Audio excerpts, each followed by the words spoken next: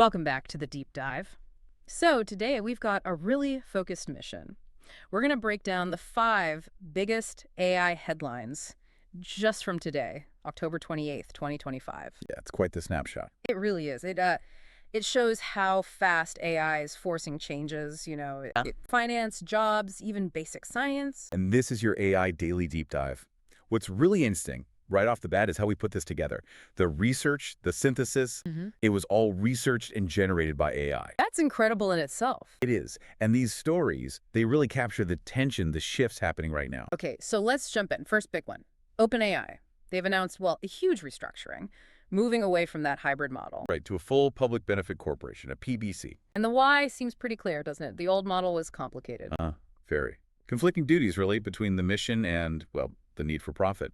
Switching to a P.B.C. simplifies things operationally. And crucially, lets them raise serious money. Exactly. We're talking huge capital raises, maybe even setting up for an IPO. You need that kind of firepower to compete with the Googles and Metas of the world. But they're trying to keep the original mission alive, that whole AGI benefits all humanity thing. They are. That's where this massive $130 billion stake comes in. The original nonprofit keeps that stake in the new for-profit company.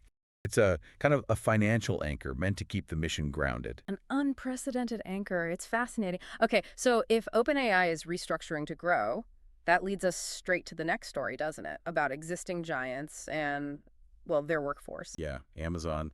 It's a stark contrast. They're cutting about 14,000 corporate jobs. That's 4% of their corporate staff? Around that, yeah. And it really highlights the strategic shift towards AI and tech infrastructure.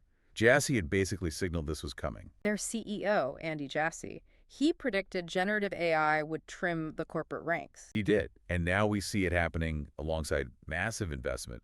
They're pouring billions, like $10 billion a pop, into new data centers. Yeah, in multiple states. Yeah. Plus, things like the next-gen Alexa plus Karoka. It's pretty clear. AI infrastructure is the priority, even if it means fewer corporate roles right now. Okay, so speaking of infrastructure, let's pivot to NVIDIA. This feels like a step change. NVQLink. NVQLink, yeah. It's a brand new interconnect technology. Its job is to bridge quantum processors, QPUs, with traditional AI supercomputers. Jensen Huang called it the Rosetta Stone. We did. And it's more than just a catchy phrase.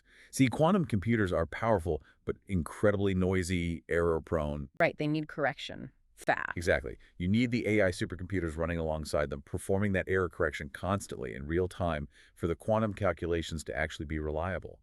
NVQLink provides that super fast connection needed for the AI to keep up. And it's an open architecture. They worked with a lot of partners. Yeah, over a dozen quantum firms, national labs. It really signals that this hybrid approach, mixing quantum and classical AI, is where things are headed, like right now. Okay, let's shift gears dramatically. From quantum computing to Albania. This one sounds wild. It's definitely unique. Albania already has Diela, the world's first AI minister of state. Right. Well, the announcement is that Diela is now pregnant. Pregnant? With what? With 83 virtual offspring. 83? Wait, so one AI assistant for every single member of their parliament? That's the idea. These AI offspring are designed to assist the MPs. They'll apparently participate in sessions, take notes, offer suggestions. Based on Diela's knowledge? Specifically, Diela's knowledge of EU legislation, yeah. The Prime Minister, Edi Rama, is framing it as an anti-nepotism move.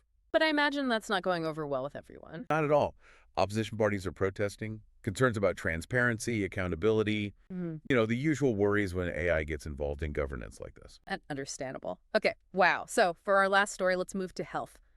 Gentech and antibiotics. Yeah, this is really important stuff. Tackling antimicrobial resistance, AMR, it's a huge global threat. Especially those gram-negative bacteria, right? The really tough ones. Exactly. They're like tiny armored tanks. And we haven't had a new class of antibiotics effective against them since, the 1960s. That's terrifying. So how is AI helping? Gentech developed an AI model called G&E-Prop. It uses deep learning to screen massive numbers of potential molecules, way beyond what traditional chemistry methods can handle. Expanding the search space. Massively.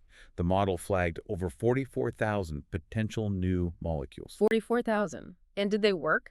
Well, obviously, it's early stages, lab testing, not clinical trials yet. But about 24% of those tested actually inhibited bacterial growth in the lab. 24% is. That's actually a really promising hit rate for drug discovery, isn't it? It's very good. It shows the AI can really accelerate finding starting points for new drugs, which is desperately needed. So, just looking back at today, AI is reshaping corporate structures, the job market, fundamental computing, even how laws might get made, and now finding new medicines. It's hitting everywhere all at once, it seems. Which leaves us with a final thought for you, the listener. As AI gets woven into everything, from how companies are run to discovering life-saving drugs, just consider, is there any part of human activity that AI won't fundamentally reshape by, say, 2030? Something to think about.